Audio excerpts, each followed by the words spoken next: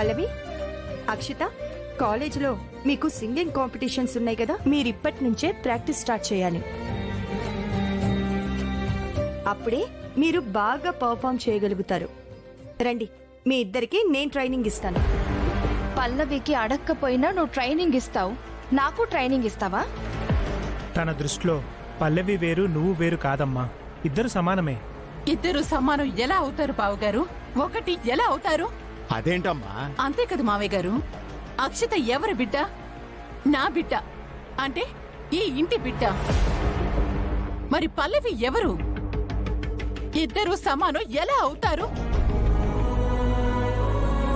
ఇద్దరికి ట్రైనింగ్ ఇస్తే ఇద్దరము గెలుస్తామా? గెలిచేది ఒక్కరే కదా. ఆ గెలుపు నాదే కావాలి. అలా ట్రైనింగ్ ఇస్తానంటే నాకోకే.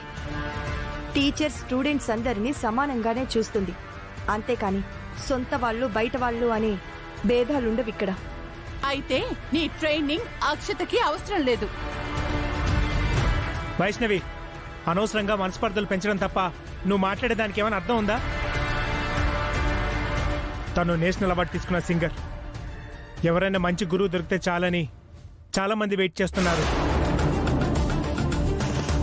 అందుబాటులో ఉండి తను నేర్పిస్తానంటే ఏదేదో మాట్లాడతావేంటి?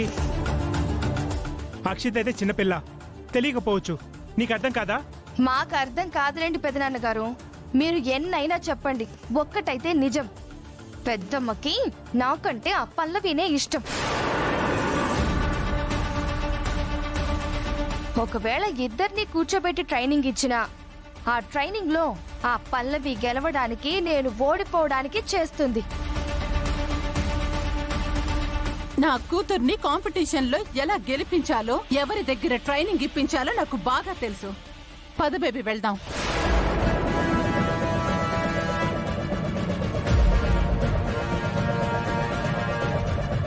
పెద్దమ్మా, గెలిచే రాత మొహాన రాసి లేనప్పుడు ఇలాగే మాట్లాడతారు. వాళ్ళ గొడవ వదిలేసి నువ్వు పల్లవికి బాగా ట్రైనింగ్ ఇవ్వు.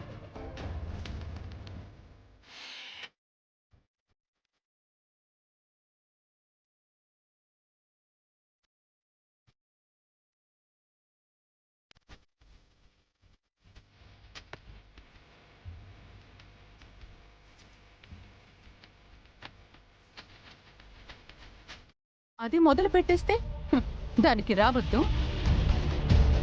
గుండమ్మ కంటే మంచి ట్రైనర్ని పెడతాను నీకు. చరణ్ కూడా ఎలాగో నీకు సపోర్ట్గా ఉన్నాడు కదా, తనతో పాటు కూర్చొని ప్రాక్టీస్ చేసి నువ్వు తన సజెషన్స్ ని కూడా తీసుకోవచ్చు. ఏంటి మమ్మీ, పల్లవి అంటే గుండమ్మ కూతురు కాబట్టి, అది జీన్స్ కాబట్టి ఈజీగా పాడేస్తుంది. కానీ నేనలా కాదు కదా. చరణ్తో ప్రాక్టీస్ అంటున్నావు, అలా చేస్తే నేను దొరికిపోతాను కదా మమ్మీ. నేనేదో నిన్ను ఎంకరేజ్ చేద్దాం అనుకుంటే నువ్వు ఇలా డిసప్పాయింట్ అయిపోతావేంటి?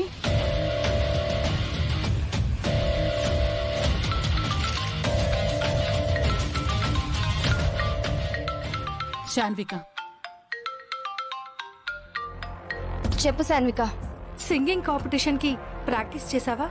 ఆ పల్లవి చేస్తుంది, గుండమ్మ దగ్గరుండి మరి ట్రైన్ చేస్తుంది. మరి నువ్వేం చేస్తున్నావు? ఈ కాంపిటీషన్ లో గెలవాలని నీకు లేదా? తనే గెలుస్తుంది. తనకొక మంచి ట్రైనర్ ని పెడుతున్నాను. ఎట్టి పరిస్థితుల్లోనూ ఈ కాంపిటీషన్ లో అక్షితానే గెలవాలి, పల్లవి ఓడిపోవాలి. పల్లవి ఓడిపోవాలంటే ముందు దాని ప్రాక్టీస్ నాపాలి. దాని ప్రాక్టీస్ నాపాలంటే ఆ పల్లవిని మెంటల్ గా డిస్టర్బ్ చేయాలి. దాంతో కాన్సంట్రేషన్ దెబ్బతింటుంది. ఫైనల్ గా కాంపిటీషన్ లోనూ ఓడిపోతుంది. అవును శాన్విక, దాన్ని మెంటల్ గా డిస్టర్బ్ చేస్తే గెలుపు నాకు చాలా ఈజీ అవుతుంది. ఆ ఇద్దరి సంగతి నాకు వదిలేసాయి, నేను చూసుకుంటాగా.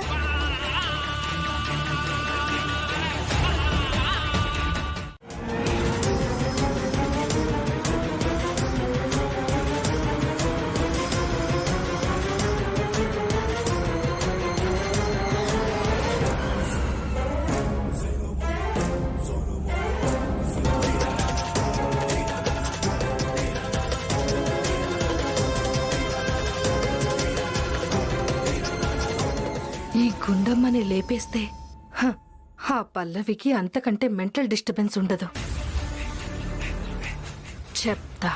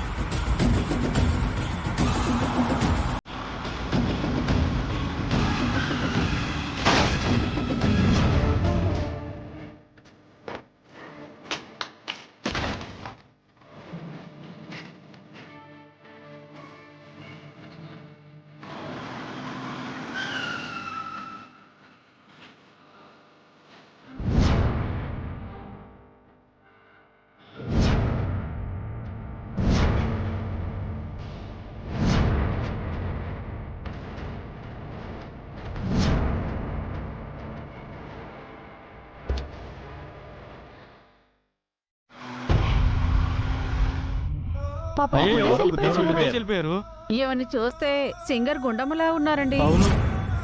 ఈవిడ మీకు తెలుసా అమ్మా? తెలుసండి. అవునా? అయితే ఆ ఫోన్ తీసి వాళ్ళ ఇంట్లో వాళ్ళకి ఫోన్ చేయమ్మా, నేను అంబులెన్స్ కి ఫోన్ చేస్తాను. అక్కడుంది ఈవిడ ఫోను. గుండమ్మ గారు. Hello ambulance. హలో సార్, ఇక్కడ గుండమ్మ గారికి యాక్సిడెంట్ అయిందండి.